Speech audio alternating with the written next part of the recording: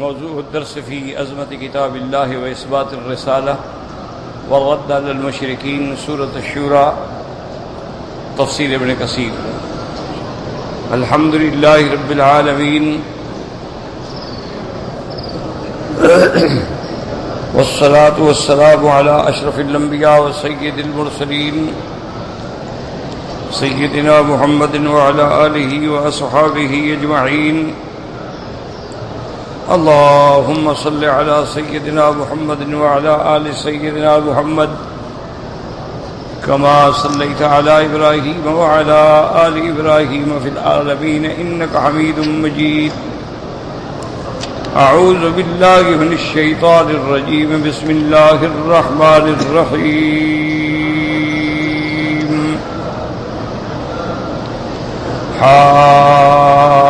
حاميم عين سين قاف كذلك يوحي إليك وإلى الذين من قبلك الله العزيز الحكيم. له ما في السماوات وما في الأرض وهو العلي العظيم. تكاد السماوات يتفطرن من فوقهن والملائكة يسبحون بحمد ربهم ويستغفرون لمن في الأرض ألا إن الله هو الغفور الرحيم. والذين اتخذوا من دونه أولياء الله حفيظ عليهم وما أنت عليهم بوكيل. وكذلك أوحينا إليك قرآنا عربيا لتنذر أم القرى ومن حولها وتنذر يوم الجمع لا ريب فيه فريق في الجنة وفريق في السعير. ولو شاء الله لجعلهم أمة واحدة ولكن يدخل من يشاء في رحمته والظالمون ما لهم من ولي ولا نصير. الحمدللہ سورۃ فصلت کی آخری آیات میں بھی جیسے آپ نے پڑھا ہے کہ اللہ تبارک و تعالی نے یہ کتاب اتاری ہے،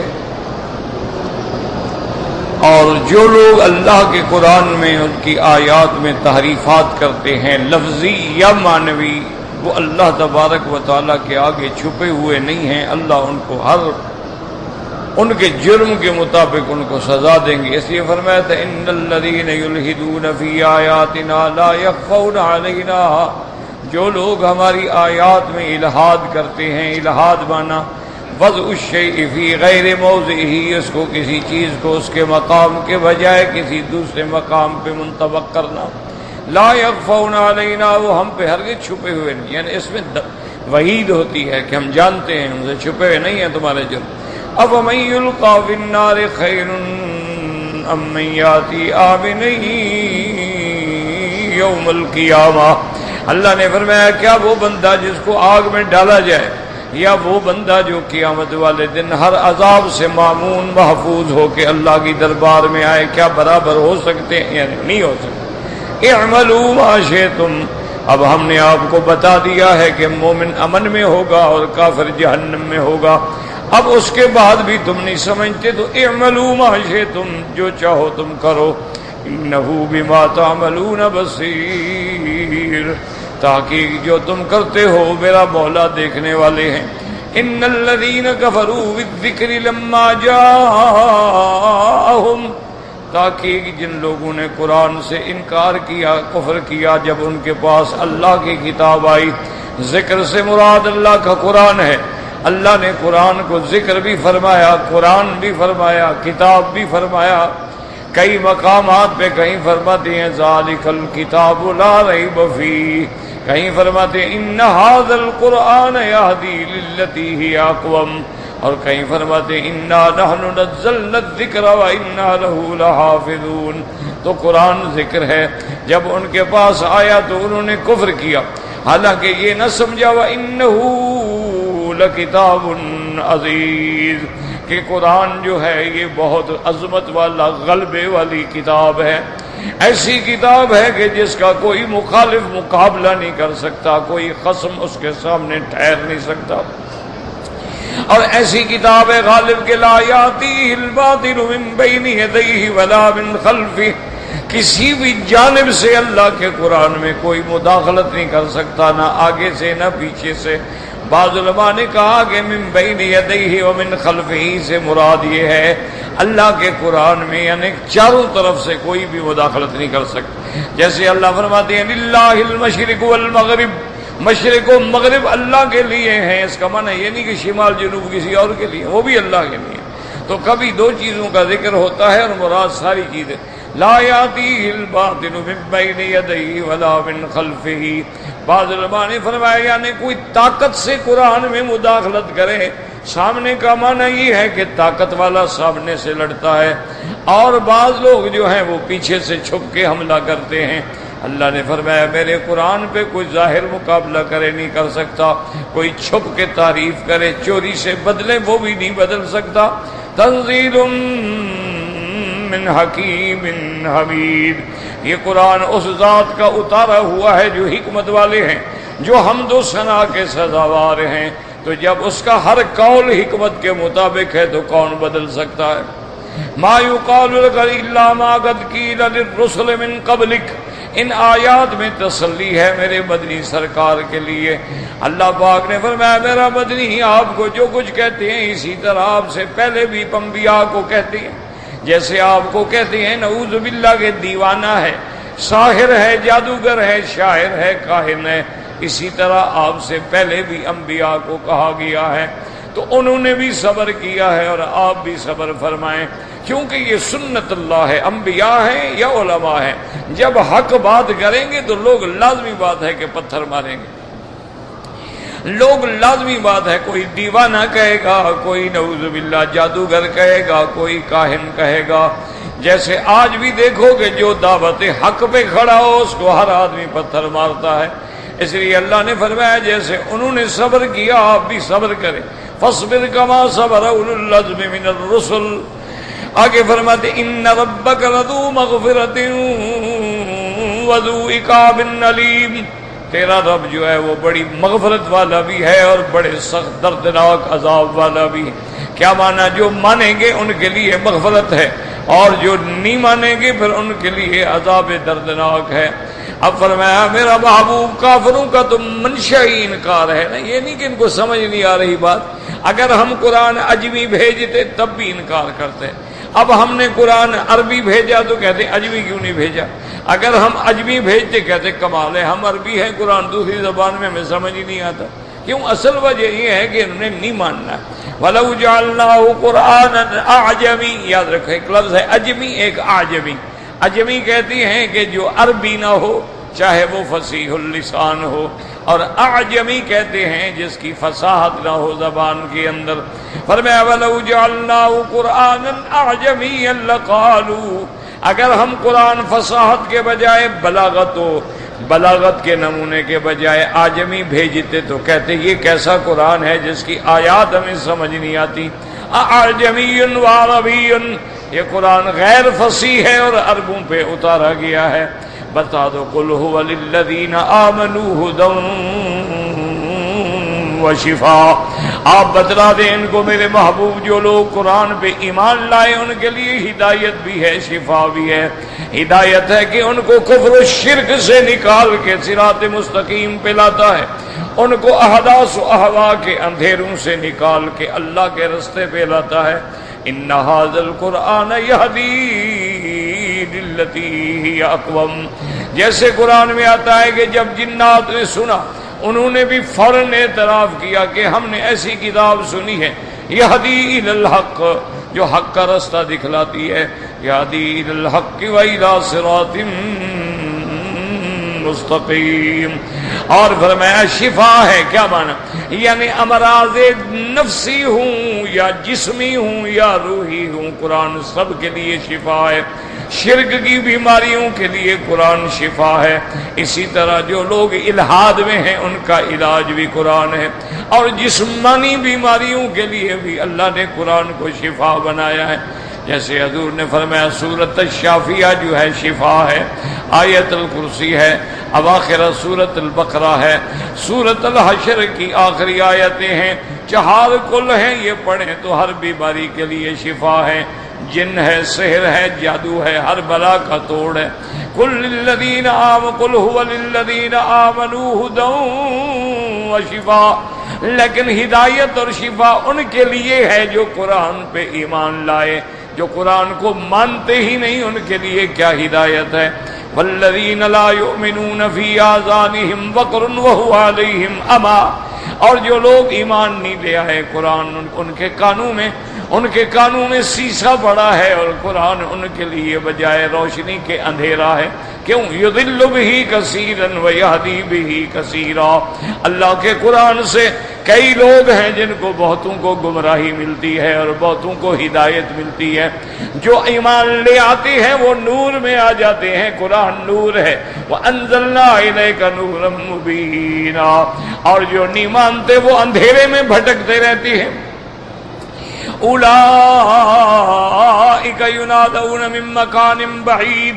اور جو قرآن کو نہیں مانتے گویا ہو دور سے ان کو آواز آتی. مانا یہ ہے کہ سمجھتے نہیں، یہ محاورہ ہے. جو سنے کہتے ہیں یناد یوم یناد المناد من مکان قریب. اور جو نہ سنے کہتے ہیں اچھا معلوم ہوتا ہے تمہیں بڑی دور کی آواز ہے، سمجھ ہی نہیں آ رہی. اولئک ینادون من مکان بعید وَلَقَدْ آتَيْنَا مُوسَى الْكِتَابَ فَاخْتُلِفَ فِيهِ. میرے محبوب آپ بھی نہ گھبرائیں، آپ سے پہلے ہم نے موسیٰ علیہ السلام کو کتاب تورات دی، پھر اس میں بھی انہوں نے جھگڑے نکالے. وَلَوْلَا كَلِمَةٌ سَبَقَتْ مِنْ رَبِّكَ لَقُضِيَ بَيْنَهُمْ. اگر تیرے رب کا فیصلہ نہ ہو چکا ہوتا کہ اصل عذاب قیامت میں ہوگا تو ہم ان کو دنیا میں فیصلہ کر دیتے، ہمیشہ کے لیے تمام کفار کو مٹا دیتے. وَإِنَّهُمْ لَفِي شَكٍّ مِّنْهُ مُرِيبٍ. اور میرا محبوب یہ کافر جو ہیں یہ تو قرآن کے بارے میں بھی شک میں ہیں، رسالت کے بارے میں بھی شک میں ہیں اور قیامت کے بارے میں بھی شک میں ہیں. لیکن آپ ان کو میرا فیصلہ سنا دیں. من عمل صالحا فلنفسه ومن نساء فعليها. جو آدمی ایمان لائے اور اچھے عمل کرے اس کا فائدہ اسی کو ہوگا، اور جو آدمی بھیڑے عمل کرے وبال اسی پہ ہوگا. اللہ کا تو کوئی فائدہ نقصان. اگر ساری دنیا مسلمان ہو جائے، حضور نے فرمایا لو اجتمع الخلق على اتقى قلب رجل واحد منكم. اگر ساری دنیا ایک مسلمان مومن کے یعنی سب ایمان پہ جمع ہو جائیں اللہ کو کوئی فائدہ نہیں پہنچاتے. اگر ساری مخلوق کافر ہو جائے تو اللہ کو کوئی نقصان نہیں پہنچاتے، چونکہ وہ اتنی بڑی قدرت والے ہیں. وَإِن تَتَوَلَّوْا يَسْتَبْدِلْ قَوْمًا غَيْرَكُمْ ثُمَّ لَا يَكُونُوا أَمْثَالَكُمْ. اگر تم رخ پھیرو گے اور منہ پھیرو گے اور اعراض کرو گے تو اللہ قادر ہیں وہ تو تمہیں بدل کے تمہارے بدلے میں دوسری قوم کو لے آئیں. اس لیے فرماتے ہیں آپ ان کو بتا دیں من عمل صالحا فلنفسه. جو اچھا عمل کرے اس کا فائدہ اسی کے لیے ہے. ومن نساء فعليها. اور جو برائی کرے اس کا وبال اسی پہ ہے. وما ربك بظلام للعبید. تیرا رب اپنے بندوں پہ ہرگز ظلم نہیں فرماتے، وہ ظلم سے پاک ہیں. اور فرمایا یہ جو جھگڑتے ہیں قیامت کیا ہے، کب ہوگی، کیسے ہوگی، کب نہیں آئی، کہہ دو کہ اس کا علم اللہ کو ہے. الیہ یرد علم الساعہ. قیامت کا علم اسی کی طرف ہے. وما تخرج من ثمرات من اکمامها. اور جو پھل اپنے غلاف سے نکلتے ہیں ان کو بھی اللہ جانتے ہیں. وما تحمل من انثى. اور جو کوئی مادہ حمل والی ہوتی ہے. ولا تضع الا بعلمه. نہ حمل حاملہ ہوتی ہے نہ وضع حمل ہوتی ہے مگر اس کے علم کے اندر ہے ہر چیز. اور فرمایا ویوم ینادیہم این شرکائی قالوا آذناک ما منا من شہید. اللہ نے فرمایا میرا بدری یاد کریں اس وقت کو، وہ وقت کیسا ہوگا جب ان کو پکارا جائے گا کہ یوم ینادیہم این شرکائی، لے آؤ میرے شرکا، اور جن کو تم پکارتے تھے، جن کو تم خدا سمجھتے تھے، بھگوان سمجھتے تھے، حاجت روا مشکل کشا سمجھتے تھے، بلاؤ ان کو، آج وہ کہاں ہیں، آئیں تمہیں چھڑائیں، تمہاری حاجت روائی کریں۔ تو سب کہیں گے مولا قالوا آذناک، ہم نے تو عرض کر دیا ہے، ہمیں تو کوئی ایک بھی نظر نہیں آتا، پتہ نہیں کہاں سارے کے سارے مر گئے۔ وَضَلَّ عَنْهُمْ مَا كَانُوا يَدْعُونَ مِنْ قَبْلُ وَظَنُّوا مَا لَهُمْ مِنْ مَحِيصٍ۔ یاد رکھو وَضَلَّ عَنْهُمْ، اور آج اب سب ان سے غائب ہو گئے جن کو اللہ کے سوا پکارتے تھے، یعنی ذهبوا فلم ينفعوهم، سب کے سب غائب ہیں، ان کو کوئی نفع نہیں پہنچا سکتے۔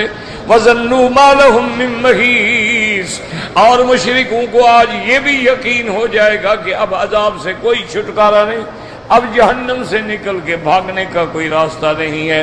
اللہ تبارک و تعالیٰ نے آگے ایک کیفیت بیان کی ہے کہ بندے کا حال دیکھو، لا يسام الانسان من دعاء الخیر وَإِن مَّسَّهُ الشَّرُّ فَيَئُوسٌ قَنُوطٌ، انسان نہیں تھکتا ہے مانگنے سے بھلائی، اگر 1,00,000 مل گیا کہتے 2 ملے، 4 ملے، 10 ملے، بھی کبھی نہیں اس کا پیٹ بھرتا ہے۔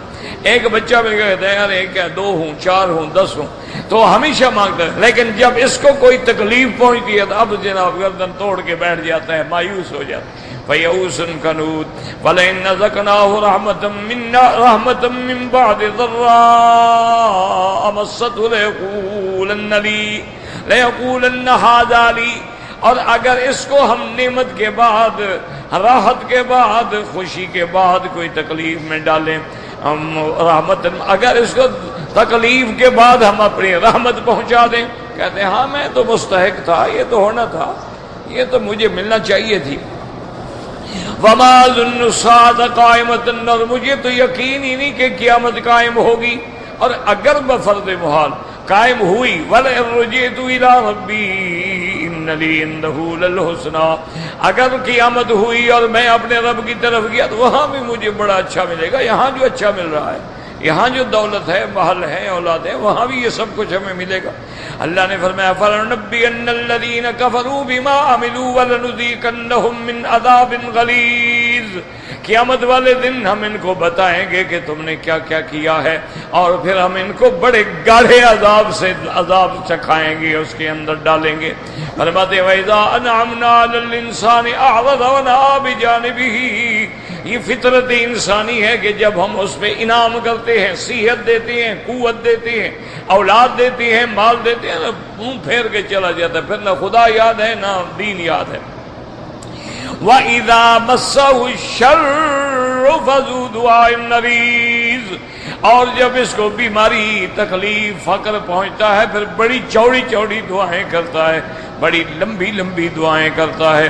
قُلْ أَرَأَيْتُمْ إِنْ كَانَ مِنْ عِنْدِ اللَّهِ ثُمَّ كَفَرْتُمْ بِهِ مَنْ أَضَلُّ مِمَّنْ هُوَ فِي شِقَاقٍ بَعِيدٍ، اللہ نے فرمایا ظالمو یہ تو بتلاؤ، تمہارے پاس دلیل تو کوئی نہیں، ایک شک ہی ہے نا، لیکن اگر تمہارا یہ شبہ غلط ہوا اور ثابت ہوا کہ قرآن اللہ کی طرف سے ہے اور تم نے کفر کیا ہے، پھر اس سے بڑا گم کرتا رہا کون ہوگا جو حق کو چھوڑ کے دور جا پڑا ہے۔ سنریہم آیاتنا فی الآفاق، ہم ان کو دکھلائیں گے نشانیاں آفاق میں، وفی انفسہم، اور ان کے اپنی جان میں، حتی یتبین لہم انہ الحق، تاکہ ان پہ واضح ہو جائے کہ اللہ کا قرآن سچا ہے، اللہ کا پیغمبر سچا ہے۔ اللہ نے فرمایا میرا مدنی اولم یکف بربک انہ علی کل شیء شہید، کیا یہ کافی نہیں کہ تیرا رب ہر چیز کو جاننے دیکھنے والا ہے۔ الا انہم فی مریۃ من لقاء ربہم، ان کی بیماریوں کا اصل سبب کیا ہے کہ یہ انکار، یہ شک میں پڑے ہوئے ہیں قیامت سے، اللہ کے ملنے سے شک میں پڑے ہوئے ہیں۔ الا انہ بکل شیء محیط، مگر اللہ کی ذات ہے ہر چیز کا اپنے علم سے اس نے احاطہ کیا ہوا ہے، اور اس سے کوئی چیز چھپی ہوئی نہیں ہے دنیا میں۔ اب ہم اپنے سبق کا جو آج ہم نے تلاوت کیا ہے یہ ہے سورۃ الشورى، یعنی اس کا نام سورۃ الشورى بھی ہے اور حامیم بھی ہے، یاد ہے جیسے آپ نے پڑھا ہے نا یہ حوامیم ہے کہ جن کی ابتدا حامیم سے ہو ان کو کہا جاتا ہے ذوات الحوامیم. یہ قرآن کا ایسے ہے عرائس القرآن، گویا قرآن کی دلہنیں.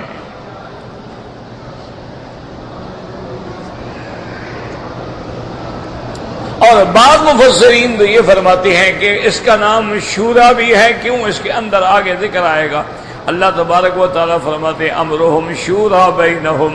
یاد رکھیں قرآن کا نام جو ہوتا ہے نا سورت کا، وہ اسی سورت کے اندر موجود ہوتا ہے. جیسے سورت البقرہ ہے، سورت آل عمران ہے، جو کہ بقرہ کا قصہ موجود ہے، آل عمران کا قصہ موجود، تو اس کا بھی لفظ شورا جو کہ آگے موجود ہے تو اس کا ایک نام شورا بھی ہے. اور بعض علماء نے فرمایا کہ حامیم عین سین قاف ایک نام ہے، اور بعض علماء نے فرمایا نہیں یہ بھی دو نام ہے، اس لیے الگ الگ لکھا گیا. حامیم الگ، عین سین قاف یہ الگ. تو اس لیے بعض علماء فرماتے ہیں گویا یہ دو آیتیں ہیں، اور بعض نے فرمایا کہ نہیں ایک ہی آیت ہے، لیکن لکھا اس لیے گیا ہے تاکہ وہ حوامیم کے ساتھ اس کا ربط ہو سکے. اور یہ بھی یاد رکھیں کہ اس سورت کا شان نزول جو ہے تقریباً یہ وہی دور ہے جس دور میں پہلی سورت اتری، جب مشرکین مکہ جو ہے نا جی وہ اپنی مجلسوں میں اور ہر جگہ بیٹھ کے باتیں بناتے تھے کہ جی عجیب بات ہے، دیکھو نا ہم صدیوں سے ایک دین پہ آ رہے تھے، ایک ہی طریقے پہ آ رہے تھے باپ دادے کے دین پہ، لیکن اللہ کے نبی نے آگے ایک نئی بات شروع کر دی ہے. تو یہ آپس میں بیٹھ کے وہ بحثیں کرتے تھے کہ جی کمال ہو گیا ہے، یعنی ہم بھی غلط، ہمارے باپ دادا بھی غلط، سارا جہان غلط. اور پھر یہ کہتے ہیں کہ اللہ کا کلام ہے، اللہ نے اتارا ہے، اللہ کی کتاب ہے، بھئی اس کی کیا دلیل ہے؟ کیا یہ خدا کو ملتا ہے؟ خدا کے بعد آتا جاتا رہتا ہے، خدا اس کے پاس آتا ہے، اس سے آگے باتیں کرتا ہے. اور اگر یہ نہیں ہے تو پھر یہ اللہ کا کلام کیسے آ گیا؟ کلام تو تب ملے گا نا جب ملو گے، تو ملاقات ہی نہیں. تو یہ عجیب بات ہے کہ بھائی ہماری سمجھ میں نہیں آ رہی. اسی لیے یہ سورت جو ہے بے عین ہی اسی طرح ہے جیسے پہلی سورت ہم نے پڑھی ہے سورت فصلت، اور اس کے اندر بھی وہی اہم مضامین جو ہیں اس بات توحید ہے، اس بات رسالت محمد مصطفیٰ ہے، عظمت قرآن ہے، اور اس بات قیامت ہے، اور بڑے عجیب اور عظیم اسلوب کے ساتھ اس کا ذکر ہے. اور اس کی ابتدا میں بھی حروف ہیں، اور یہ حروف جو ہیں مقطعات، کیا معنی؟ الگ الگ حرف، ہا میم عین سین قاف، یہ مقطعات. اور ساری قرآن کی صورتوں میں آپ دیکھیں گے اللہ کی شان ہے کہ کہیں تو ایک حرف ہے قاف، کہیں ایک حرف ہے صاد، کہیں دو حرف ہیں ہا میم، کہیں تین حرف ہیں الف لام میم، کہیں چار حرف ہیں الف لام میم را.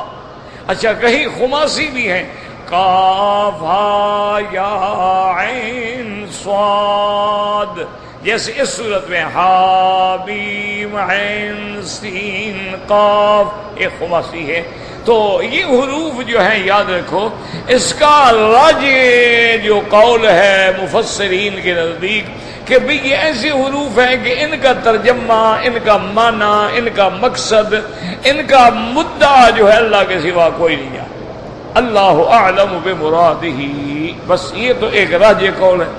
ویسے بعض لوگوں نے کئی جواب بھی دیے ہیں کہ بھئی یہ جو ہیں حروف ہیں یہ اللہ کے نام اس سے ابتدا ہوتی ہے، الف سے اللہ ہے، اور اسی طرح لام سے جبرائیل ہے، اور میم سے محمد الرسول اللہ ہے کہ الف لام میم، یعنی اللہ نے قرآن اتارا، جبریل لایا، محمد مدنی نے سنایا. تو بعض لوگوں نے اس کے یہ ترجمے بھی کیے ہیں، اور بعض یہ بھی کہتی ہیں کہ نہیں، اللہ کے جو نام ہیں نا ان ناموں کی طرف اشارہ ہے، جیسے حامیم، وہ کہتے ہیں ہا اشارہ ہے حنان، اللہ کا نام ہے، اور میم اشارہ ہے منان، اللہ کا نام ہے، تو کہتے ہیں کہ یہ اللہ کے ناموں کی طرف اشارہ ہے۔ اور بعض علماء فرماتے ہیں کہ جو سورت ہم پڑھ رہے ہوتے ہیں نا تو انہی صورتوں کی طرف اشارہ ہوتا ہے ان الفاظ سے، ان حروف سے۔ اچھا، بعض علماء نے فرمایا کہ یہ بھی ایک چیلنج ہے کہ مکے والوں تم بھی تو عرب ہو نا، تو اللہ کا قرآن جو ہے وہ انہی حروف سے تو بنایا گیا ہے کہ الف الف با تا ثا جیم ہا خا دال، یہ جو حروف ہیں انہی حروف سے۔ دیکھو نا، ہم نے قرآن میں کہیں 3 لکھے، کہیں 2 لکھے، کہیں 4 لکھے، حرف تو وہی ہے نا۔ تو جب ان حروف پہ قرآن اللہ کا نبی بنا سکتا ہے، تم بھی بنا کے لے آؤ۔ اللہ کا نبی بھی تو عربی ہے نا، تم بھی تو عربی ہو، تمہارے اندر بھی بڑے بڑے فصیح اور بڑے بڑے ادیب اور بڑے بڑے شاعر لوگ موجود ہیں، تو کرو مقابلہ پھر۔ اچھا، پہلے چیلنج دیا گیا کہ چلو بھی تم ساری 114 صورتیں نہیں بنا سکتے ہو، 10 صورتیں بنا لو۔ پھر چیلنج آیا کہ چلو بھی تم 10 صورتیں بھی نہیں بنا سکتے ہو تو 1 صورت بنا لو۔ پھر چیلنج آیا کہ چلو اگر تم 1 صورت بھی نہیں بنا سکتے ہو نا، چلو 1 آیت بنا کے لے آؤ۔ لیکن یہ نہیں کہ اس وقت سے لے کر آج تک کفر الٹا لٹک جائے، قرآن کا مقابلہ نہیں کر سکتا۔ جہاں جہاں کسی نے قرآن میں جوڑ لگانے کی کوشش کی ہے فوراً پکڑے گئے، جہاں جہاں کسی نے قرآن کے ترجمے میں معنی میں غلطی کی، تحریف کی، فوراً علماء نے پکڑ لیا۔ جہاں جہاں کسی نے قرآن پڑھنے میں زیر میں، زبر میں، پیش میں غلطی کی کاری، انہیں فوراً پکڑ لیا، بھائی غلط پڑھ رہے ہو، یہاں تو یعلمون ہے، تعلمون تو نہیں ہے یہاں۔ تو جس کے اعراب کی اور جس کے زبر زیر کی حفاظت اللہ نے اپنے ذمہ رکھی ہے، اس کا کون مقابلہ کر سکتا؟ بعض علماء نے اصل بات ایک ہی یاد رکھو کہ بس یہ ایسے حروف ہیں کہ اللہ جانتا ہے کہ اس کا اس میں کیا مقصد ہے، بس یہ سب سے آسان جواب ہے۔ کیوں؟ اگر تم یہ باتیں بناؤ گے نا جی کہ الف سے اللہ ہے، لام سے جبریل ہے، اور میم سے میم محمد مصطفیٰ ہے، پھر باطل فرقے جو ہے نا ان کو بھی موقع ملتا ہے، پھر وہ بھی زیادتی کرتے ہیں۔ جب آپ کے علماء نے یہ باتیں کی ہیں نا جناب، تو انہوں نے بھی بنا لیا۔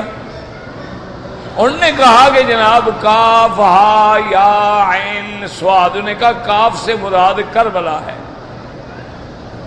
ہاں سے مراد جو ہے ہلاکت ہے، یہ سے مراد یزید ہے۔ کاف ہا یا عین، اور انہوں نے کہا کہ عین سے مراد عطش حسین، یعنی حسین کا پیاسا ہونا ہے، اور صاد سے مراد حسین کا صبر ہے۔ انہوں نے کہا قرآن میں یہ بھی لکھا ہوا ہے۔ لہذا جب تم نے ایک غلط بات کی تو دشمن کو بھی تو موقع مل گیا نا۔ اب دیکھو نا، تم نے اذان رسول سے کہ یہ اذان مدینے میں ایک صحابی نے خواب دیکھا، حضور پاک کو خواب ذکر کیا، حضور نے اس کو قبول فرما لیا۔ جس بات کو حضور قبول فرما لے وہ سنت ہو گئی امت کے لیے۔ اور حضور نے حکم دیا کہ بلال اندا صوتن، کہ بلال اونچی آواز والا ہے، اس کو سکھا دو یہ اذان۔ اس نے اس کو اذان سکھا دی، اور حضور کے زمانے میں مدینہ منورہ سے اذان شروع ہو گئی۔ اب مدینے میں اذان، مکے میں اذان، عرفات میں، مینا میں، مزدلفہ میں اور تبوک میں، اور ہر مقام پہ اذان ہوتی رہی۔ حضور کی ساری زندگی 5 دفعہ دن میں اذان ہوتی رہی، پھر خلفائے راشدین کے دور میں اذان ہوتی رہی۔ تو جب ہم نے اذان میں جوڑ لگا دی ہے کہ اذان سے پہلے صلاۃ السلام پڑھو، اور اگر وقت زیادہ ہو تو پھر درود تاج بھی پڑھو، اچھا، اور اگر پڑھنے والا نہ ہو تو کیسٹ لگا دو۔ جب ہم نے اچھا اذان کے بعد پھر صلاۃ السلام پڑھو، جب ہم نے اذان کے اندر پہلے بھی اور بعد میں بھی جوڑ لگایا تو مخالفوں کو بھی موقع ملا. انہوں نے کہا تم اگر بڑھا سکتے ہو ہم بھی بڑھا سکتے ہیں. علی ولی اللہ وسیع رسول اللہ خلیفۃ بلا فخر. انہوں نے کہا اذان کے اندر جوڑ لگاتے ہیں. چلو تم نے تو اول آخر میں لگایا ہے نا, ہم خود اندر میں جوڑ لگا دیتے. تو اگر تم بلال کی اذان کو رہنے دیتے تو کوئی باطل جرأت نہ کرتا اذان بڑھانے کی, کہ بھائی یہ اذان ہے حضور نے سکھائی ہے, اور پھر حضور کے سامنے بلال اذان دے رہا ہے, اللہ کا نبی سامنے بیٹھے, وہ اس وقت بھی صلاۃ و سلام نہیں پڑھتا. اور آج جو ہم کر رہے ہیں تو صاف ظاہر ہے کہ یہ نہ بلال کی اذان ہے, نہ ابی محذورہ کی اذان ہے, نہ ابو بکر عمر عثمان علی اہل بیت کی اذان ہے. یہ ہم نے ایک نئی جدت پیدا کر دی ہے. اور اگر میرے بھائیوں کو سمجھاؤ کہ اللہ کے بندے قرآن میں نہیں, حدیث میں نہیں, خلفاء میں نہیں, وہ کہتے ہیں مولوی صاحب ٹھیک ہے لیکن اگر ہم پڑھ لیتے ہیں صلاۃ و سلام تو تم لوگوں کو مگر تکلیف کیوں ہوتی ہے؟ یہ ان کا جواب ہے. ان کا سارا دین اگر سے شروع ہوتا ہے مگر پہ ختم ہو جاتا ہے. یہ تو وہی بات ہوئی نا کہ آج کوئی شوق میں کہے کہ میں تو جناب طواف کے 7 چکروں کے بجائے مجھے بڑا مزہ آتا ہے, میں ہمیشہ 9 چکر لگاؤں گا. کوئی روکے بھی اللہ کے بندے چکر 7 ہیں, وہ کہے یار اگر میں 9 لگاتا ہوں تو مگر تم کو کیا ہوتا ہے؟ یہ دین ہے یا مخول ہے؟ دین نام ہے اللہ کے قرآن کا اور فرمان محمد مصطفیٰ کا, نمونہ ہے اجماع صحابہ کا, اور وہ مسائل جو براہ راست قرآن حدیث اجماع میں نہیں آئے انہی پہ قیاس کیا گیا. یہ 4 دلائل ہیں یہ مسلمانوں کے لیے. سب سے پہلے کتاب اللہ, سنت رسول اللہ, اجماع, اور اس کے بعد قیاس. اب یہ تو نہیں ہے کہ ہر آدمی کہے جی اگر اور ہر آدمی کہے مگر, یہ کوئی بات تو نہ ہوئی.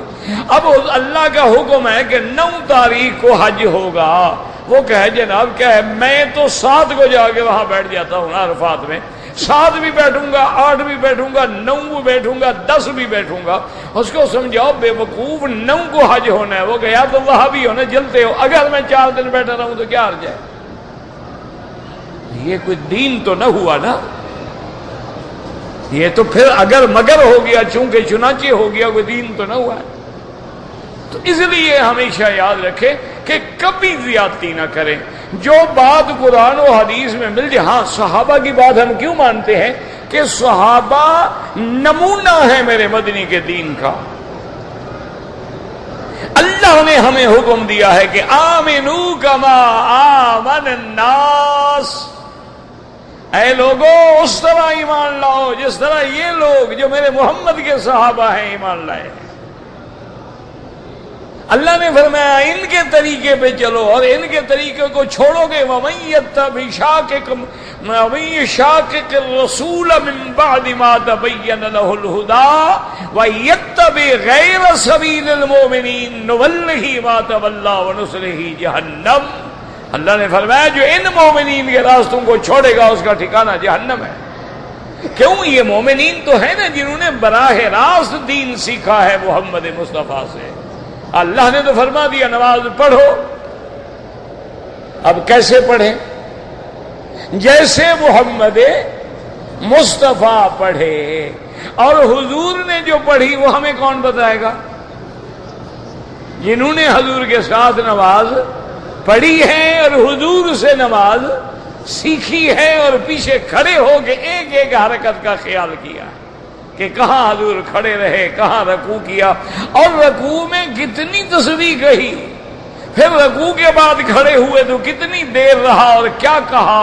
سمع اللہ لمن حمدہ ربنا لک الحمد حمدا کثیرا طیبا مبارکا کما یحب ربنا ویرضا. انہوں نے ایک ایک لفظ کو محفوظ رکھا. حضور نے احرام باندھا, ابھی کہاں باندھا کون بتائے گا؟ صحابہ.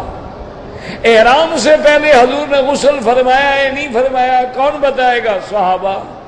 احرام باندھ کے حضور سیدھا عرفات چلے گئے یا مکے آئے کون بتائے گا؟ صحابہ. کعبے میں داخل ہونے سے پہلے حضور نے بیر طواف پہ غسل فرمایا یا نہیں فرمایا کون بتائے گا؟ صحابہ. کعبے میں داخل ہونے کے بعد حضور نے تحیت المسجد پڑھی یا طواف کیا؟ کون بتائے گا؟ صحابہ۔ طواف کرنے کے بعد حضور نے 4 رکعت پڑھی کہ 2 رکعت پڑھی؟ دروازے کے پاس پڑھی، حتیم میں پڑھی یا حجر اسود کے پاس؟ کون بتائے گا؟ صحابہ، جنہوں نے مقام ابراہیم کے پیچھے حضور کے ساتھ پڑھی ہے۔ حضور نے طواف کے بعد زمزم پیا، کون بتائے گا؟ صحابہ۔ یاد رکھو، تو دین اس کا نام ہے، قرآن ہو، سنت ہو، اجماع صحابہ ہو۔ اچھا، جو مسئلہ قرآن میں ہے اس کے لیے پھر کسی اجتہاد کی ضرورت ہی نہیں، جو مسئلہ حدیث میں ہے کسی اجتہاد کی ضرورت ہی نہیں ہے، جو مسئلہ قرآن میں منصوص ہے، حدیث میں منصوص ہے، پھر ہمیں صحابہ کے عمل میں دیکھنے کی ضرورت ہی نہیں پڑتی ہے۔ اور جو مسئلہ ہمیں وہاں نظر نہیں آئے گا، اب دیکھیں گے کہ یار سب سے زیادہ قریب ابو بکر ہے، سب سے زیادہ روایت کرنے والا ابی ہریرہ ہے، اور سب سے زیادہ تفقہ دین میں رکھنے والا عبداللہ ابن مسعود ہے، سب سے زیادہ قرآن کا علم رکھنے والا ابن عباس ہے۔ دیکھیں انہوں نے کیا سمجھا ہے، کیونکہ انہوں نے تو براہ راست قرآن حضور سے پڑھا ہے۔ اس لیے ہمیشہ یاد رکھو، یہ اگر مگر نہ کیا کرو، اور نہ اللہ کے قرآن میں کبھی تبدیلی لایا کرو کہ اس کا معنی یہ بس نہیں ہے تو نہیں ہے، اگر حضور چاہتے تو ہمیں بتا دیتے۔ اب آگے یاد رکھو کہ 2 قول ہیں کہ ان حروف کا معنی اللہ نے اپنے نبی کو بھی بتلایا ہے یا نہیں بتلایا۔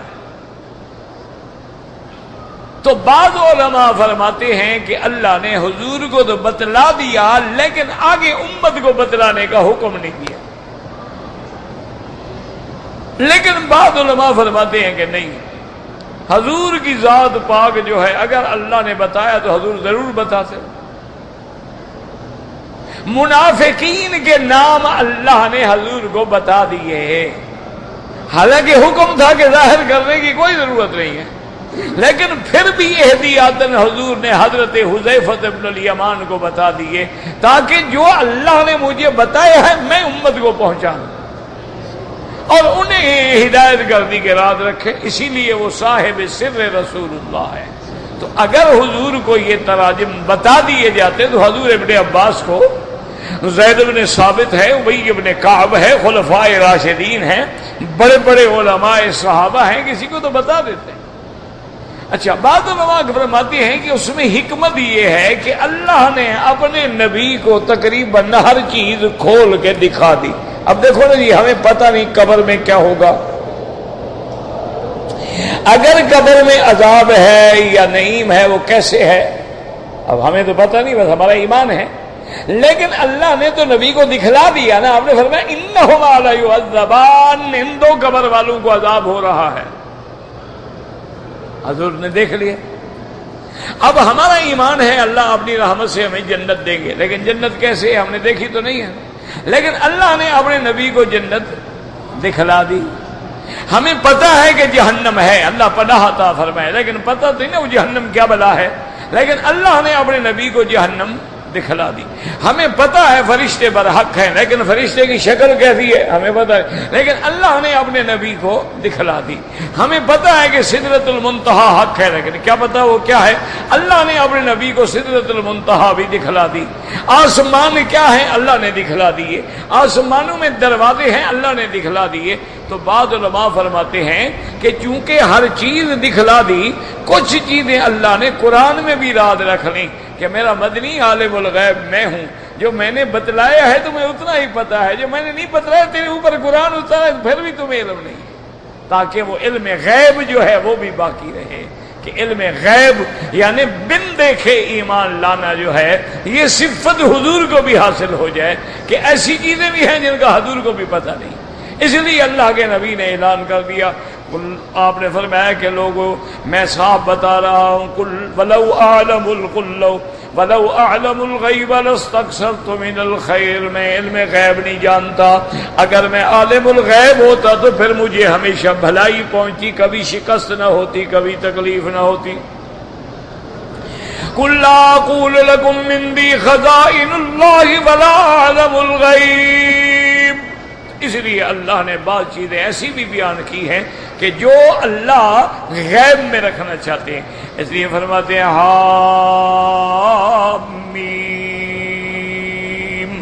عین سین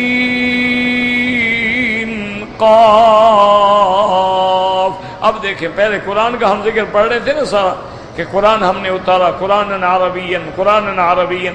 یہاں کیا ہے؟ کذالک یوحی الیک، کذالک یوحی الیک وإلی الذین من قبلک اللہ العزیز الحکیم. اللہ نے فرمایا میرا بدنی یہ جو کہتی ہے کہ قرآن کیسے آیا، خدا کو ملتے نہیں، خدا ان کو ملتا نہیں، قرآن کیسے آیا؟ فرمایا ہم نے اسی طرح وحی کی تیری طرف جیسے پہلے انبیاء کی طرف وحی کی ہے. ہم جب قرآن بھیجتے ہیں، کتاب بھیجتے ہیں، وہ وحی ہوتی ہے. وحی کا معنی کیا ہوتا ہے؟ اشارہ خفی، یعنی ایسے طریقے سے کہ کسی دوسرے کو وہ پتہ نہ چل سکے، وہ وحی ہوتی ہے. کبھی اللہ براہ راست حضور کے دل پہ اتار دیتے ہیں، اور کبھی اللہ جبریل کو بھیج کے وحی بھیج دیتے ہیں، اور کبھی اللہ جبریل کو انسان کی شکل میں بھیج کے وحی بھیج دیتی ہے. اس لیے فرمایا میرا مدنی یہ تو بے وقوف ہے. تو اس سے پہلے بھی جو پیغمبر ہیں ان پہ بھی ہم نے وحی کی، اور آپ کی طرف بھی ہم نے وحی کی ہے. اور یہ وحی کرنے والا کون ہے؟ العزیز، جو زبردست ہے، الحکیم، جو حکمت والا ہے. لَهُ مَا فِي السَّمَاوَاتِ وَمَا فِي الْأَرْضِ، اسی ہی کے لیے ہے جو آسمانوں میں ہے اور جو زمینوں میں ہے. وَهُوَ الْعَلِيُّ، اسی کے لیے صفت علو ہے اور وہی بڑا ہے. تو اب اس میں بھی وہی قرآن کا اس بات ہے، وحی کا اس بات ہے، اور اس بات رسالت محمد مصطفیٰ ہے. اللہ سے دعا کریں اللہ ہمیں فہم نصیب فرمائے. اللہم آنس وحشتنا فی قبورنا بالقرآن العظیم وذکرنا منہ ما نسینا وعلمنا منہ ما جہلنا وارزقنا تلاوتہ آناء اللیل واطراف النہار. دعا کیا کریں اللہ اس بلد الامین کو قیامت تک ہر فتنے سے محفوظ فرما. اور دعا کیا کریں، کچھ بھی نہیں کر سکتے مسلمان، دعا تو کر سکتے ہو کہ اللہ پاکستان کی حفاظت فرما.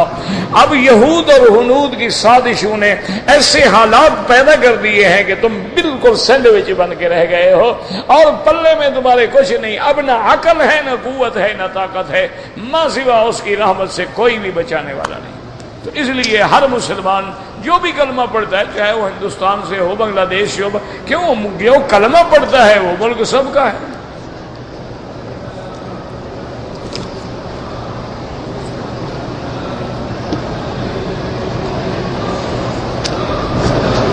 کہتے جی کہ وضو کے وقت بسم اللہ پوری پڑھیں نا ادھوری پڑھیں گی، یہ بھی مسئلہ ہے.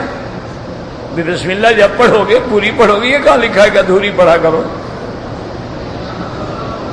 کوئی ہر مسئلہ آپ لوگ دماغ سے خود بناتے ہیں یا نہ؟ سارا قرآن جو پڑھتے ہو ہر جگہ بسم اللہ پوری لکھی ہوتی ہے یا بسم اللہ آدھی لکھی ہوتی ہے؟ لیکن ہمارا مسلمان ہے نا جی، کسی کو ملنا ہونا کبھی نہیں کہے گا السلام علیکم، کہ بسم اللہ. اگلے کو چاہیے کہ اعوذ باللہ، اللہ تم سے پناہ دے مجھے.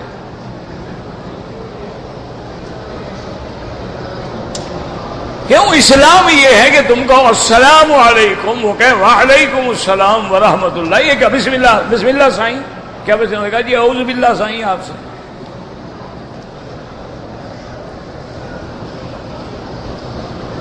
وضو کرتے وقت داڑھی کے بال گرتے ہیں، کوئی گل نہیں، گرنے دیں. آپ تو نہیں کھینچ رہے نا، آپ تو نہیں توڑ رہے، گرتے ہیں تو گر جائیں. اور ہمیشہ وہی گرتے ہیں جو مردہ ہوتے ہیں. زندہ بندہ کھڑا ہوا کبھی گرتا ہے؟ مردے کو کہو کھڑا ہو کے دکھائے. مال بھی وہی گرتا ہے جو مردہ ہوتا ہے. آپ کی بیوی گندے خواب دیکھتی ہے، اس کا کیا علاج ہے؟ پتہ نہیں آپ کو نہ دیکھتی ہو. بہرحال کوئی ایسی بات نہیں ہے، ہم ہنسی بجا کے تھک جاتا ہے نا آدمی. آیت الکرسی پڑھا کرے اور آخری صورتیں پڑھ کے دم کیا کرے، انشاءاللہ کچھ بھی نہیں ہوگا. اور خواب جب خراب ہونا کسی کو بتایا نہ کرو، کبھی نقصان نہیں ہوگا. خواب اگر دیکھو نا کوئی برا خواب ہے، گندا خواب ہے، بس 3 دفعہ تھوک دو لا حول ولا قوت الا باللہ العلی العظیم، لا حول ولا قوت الا باللہ العلی العظیم. لا حول ولا قوت الا، اور کسی کو نہ بتاؤ، کچھ بھی نہیں ہوتا۔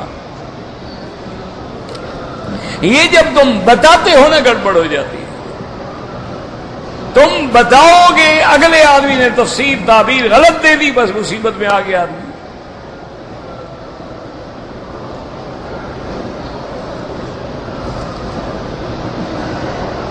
ہم نے عمرہ کر لیا، عمرہ کرنے کے بعد میں نے بیوی سے آ کے ہوٹل میں صحبت کی، بعد میں مجھے یاد آیا کہ بیوی کے تو بال ہی نہیں کاٹے تھے، ماشاءاللہ دم ادا فرمائے جناب،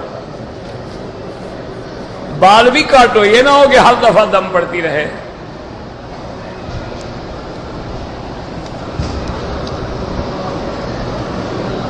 حرم کی حدود ہوں یا حدود نہ ہوں، فوٹو کھینچنا حرام ہے۔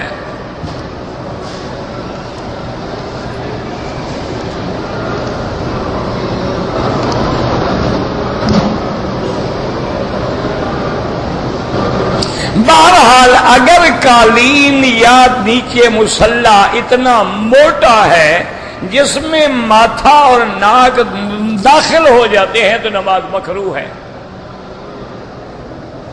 نماز تو ہو جائے گی لیکن کراہت ہے۔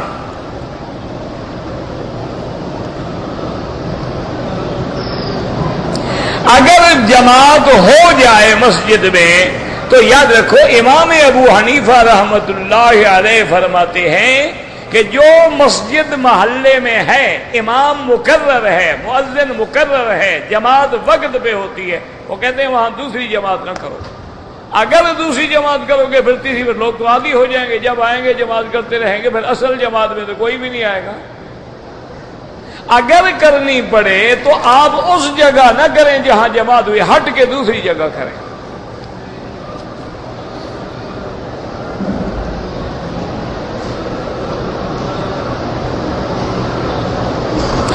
اکثر دفتروں کے اندر ایک جگہ بنا دی جاتی ہے نماز کے لیے، لوگ وہی جماعت کر رہے ہیں، بالکل ٹھیک ہے، وہ گویا مصلی ہے۔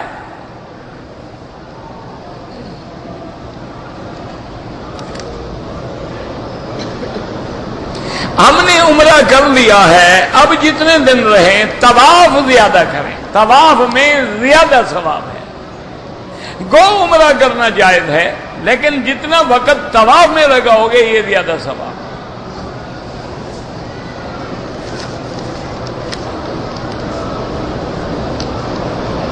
کوئی آدمی جن بھوت نکالتا ہے، کتابیں کھولتا ہے، سب چکر ہے۔ کوئی کتاب میں کیا لکھا ہوتا ہے؟ جن بھوت لکھا ہوتا ہے کتاب میں؟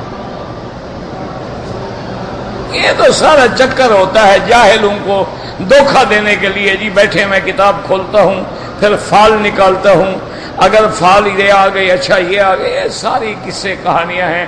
اللہ نے قرآن اس لیے نہیں بھیجا تھا کہ جن بھوت نکالے، قرآن تو ایمان کے لیے آیا تھا۔ یہ تو ایسی چیز ہے کہ جن سنے تو مسلمان ہو جاتا ہے۔ تمہارا تو قرآن پر ایمان ہے نہیں نا، ورنہ تمہیں کیا ضرورت ہے ان کی؟ خود سورۃ بقرہ پڑھو، سارے جن شیطان بھاگ جائیں گے۔ مجال ہے تمہارے گھر کے قریب بھی آئیں، روزانہ گھر میں سارے گھر والے سورۃ البقرہ پڑھو، 5-7 دن پڑھو، انشاءاللہ سب جن بھوت پری شری سب کی صفائی ہو جائے گی۔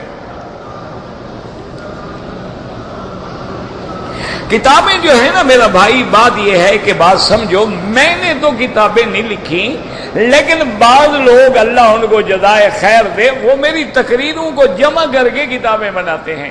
وہ دروس حرم کے نام سے 4 جلد چھپ چکے ہیں، اور اسی طرح خطبات مکی کے نام سے 4 جلد چھپ چکے ہیں۔ اب انہوں نے ایک اور بھی سلسلہ کیا ہے کہ مثلا میری تقریر ہے فضائل مدینہ منورہ، انہوں نے الگ کتاب بنا دی۔ میری تقریر ہے فضائل زمزم، تو الگ انہوں نے کتاب بنا دی۔ تو یہ لوگ کر رہے ہیں، اللہ ان کو جزا دے۔ منع میں کسی کو نہیں کرتا، دین کا کام ہے، لاکھ دفعہ کریں، میں نے کوئی رائلٹی لینی ہے، میں نے تو اللہ سے اجر لینا ہے۔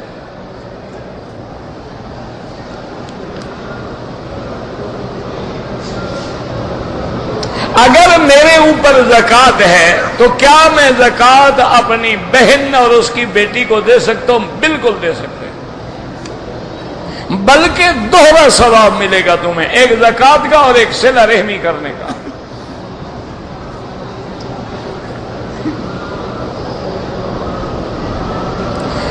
جن لوگوں پہ زکوٰۃ فرض نہیں ہوا، غریب ہیں، ان کو زکوٰۃ دے سکتے ہو۔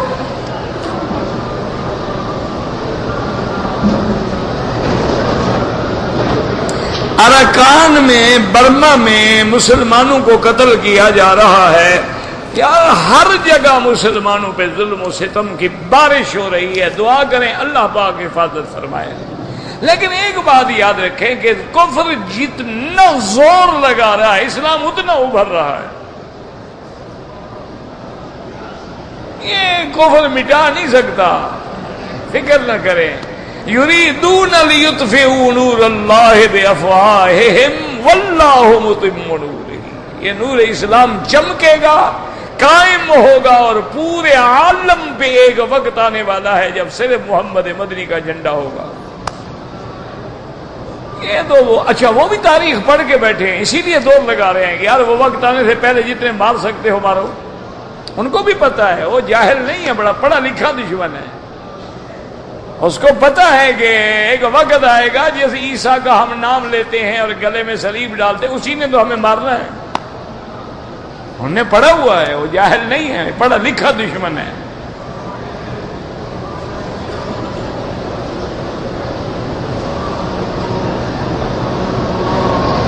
فجر کی سنت دیر ہو گئی، نہیں پڑھ سکا، نماز کے فوراً بعد پڑھ لو۔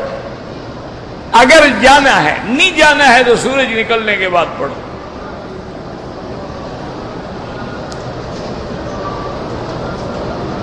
میرا ایک بھائی ہے بیمار، اللہ شفا عطا فرما، اللہ ہر بیمار کو شفا عطا فرما۔ عشاء کی نماز تاخیر کرنی چاہیے، لیکن آج کل خطرہ ہوتا ہے نا کہ پھر لوگ جماعت میں نہیں آئیں گے نا، اس لیے آدمی اگر جیسے یہاں 1.5 گھنٹے کے بعد وقت ہو جاتا ہے پڑھ لیتے ہیں۔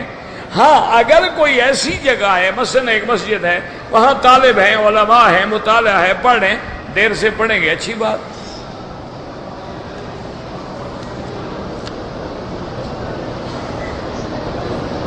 اجمی غیر عرب، چاہے وہ فصیح ہو، اعجمی ہوتا ہے جس میں فصاحت نہ ہو۔ خانہ کعبہ میں جب ہم نماز پڑھیں تو نظر سجدے کی جگہ پر ہو۔ اگر سجدے کی حالت میں کسی نے ماتھا ٹیک لیا لیکن ناک نہیں زمین پہ رکھا، یا ناک تو رکھا ماتھا نہیں رکھا، سجدہ نہیں ہوگا۔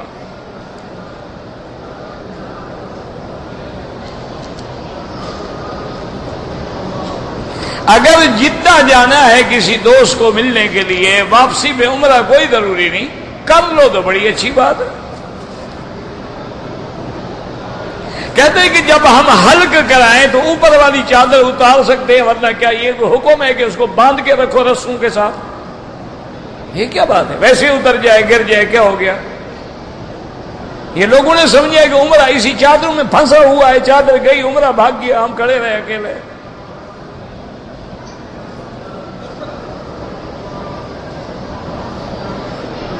دیکھو ڈریں تو چادر سے ڈرتے ہیں کہ عمرے والی چادر نہ کھل جائے، نہ ڈریں تو محمد مدنی کی سنت پہ اپنے ہاتھ سے اس طرح پھیرتے ہیں۔ کتنے بڑے بہادر ہیں! کیا یہ مسلمان ہے یا کیا دین ہے؟ تماشا ہے، جو بات ہے ان کو اچھی لگتی ہے کر رہے ہیں، جو نہیں لگتی ہے نہیں کر رہے۔ بس یہ تھوڑا ہے کہ حضور کی اتباع کر رہے ہیں، شکل انگریزوں والی، عاشق محمد مصطفیٰ کے ہیں۔ جتنے آپ کھڑے ہیں مجھے ایک نماز دکھا دو جو حضور نے سر ننگے پڑھی ہو بغیر کپڑے کے، تو یہ سارے جن کے سر پہ کپڑا نہیں، مسکین یتیم ہیں، ان کے پاس ٹوپی نہیں ہے، فیشن ہے، انگریز جیسے رہتا ہے، لہذا ہم نے انگریز کی اتباع کرنی ہے، محمد مصطفیٰ کی تھوڑی کرنی ہے۔ عاشق حضور کے عاشق ہیں، سبحان اللہ۔ اور جی میں عاشق میلاد میں جھنڈیاں لگاتا رہا، داڑھی بھی مڈاتا رہا، عاشق ہے نا۔ انا للہ و انا الیہ راجعون۔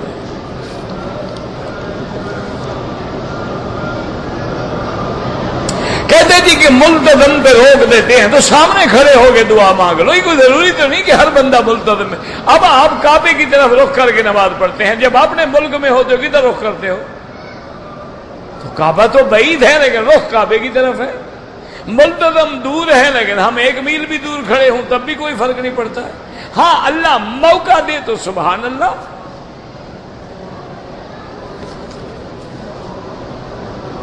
اگر عمرے کے بعد اپنا حلق میں خود کر لوں بالکل جائز ہے.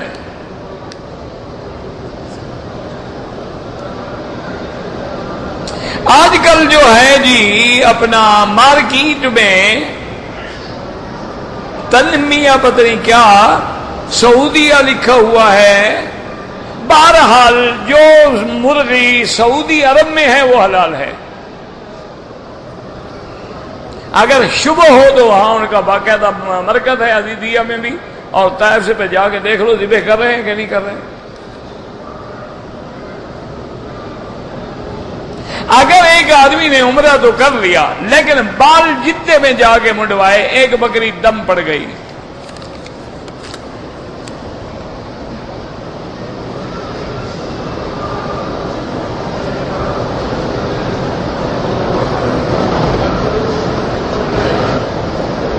بہرحال ہم اپنے کام کے لیے آ رہے تھے حائل سے، لیکن ہماری نیت تھی کہ ہم عمرہ بھی کریں گے، لیکن لیٹ ہو گئے اور مکے آ گئے اور عمرہ نہیں کیا. سب بہانے ہیں. فوراً طائف جا کے میقات سے احرام باندھ کے عمرہ کرو، ورنہ عمرہ بھی کرنا ہوگا، دم بھی دینی ہوگی. جب تمہاری نیت تھی عمرے کی، پھر اگر عمرہ نہ کرو پھر تو چاروں ائمہ کے نزدیک دم ہے. ربنا تقبل منا انك انت السميع العليم وتب علينا انك انت التواب الرحيم. اللهم اجعل لنا وللمسلمين من كل هم فرجا ومن كل ضيق مخرجا ومن كل بلاء عافية. اللهم انصر الاسلام والمسلمين. اللهم انصر المجاهدين في كل مكان. ايدهم بنصرك يا قوي يا عزيز. اللهم احفظ سائر بلاد المسلمين وهذا البلد الامين فاجعلها امنا مطمئنا سخاء رخاء الى يوم الدين برحمتك يا ارحم الراحمين. یا اللہ عالم اسلام کی عزت اور غلبے کا فیصلہ فرما. یا اللہ تمام بلاد اسلامیہ کی حفاظت فرما.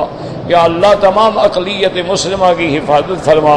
یا اللہ مسلمان عراق میں ہیں، فلسطین میں ہیں، کشمیر میں ہیں، برما میں ہیں، بنگلہ دیش میں ہیں، ہندوستان میں ہیں، پاکستان میں ہیں، عرب میں ہیں، افغان میں ہیں، شیشان میں ہیں. یا اللہ ان کی جان مال آبرو عزت کی حفاظت فرما. یا الہ العالمین یا ارحم الراحمین، بیماروں کو شفا عطا فرما، بے حیاؤں کو حیا عطا فرما، بے اولادوں کو اولاد عطا فرما، جن کی اولادیں ہیں ان کو صالح بنا.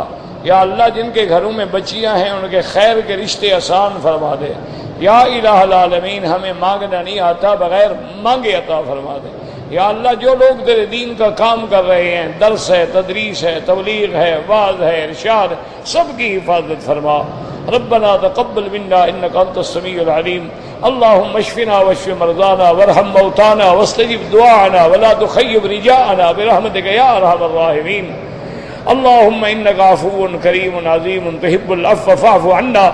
اللهم انا نسالك العفو والعافيه ودوام العافيه وتمام العافيه والشكر على العافيه. وصلى الله تعالى على خير خلقه سيدنا محمد وعلى اله وصحبه اجمعين.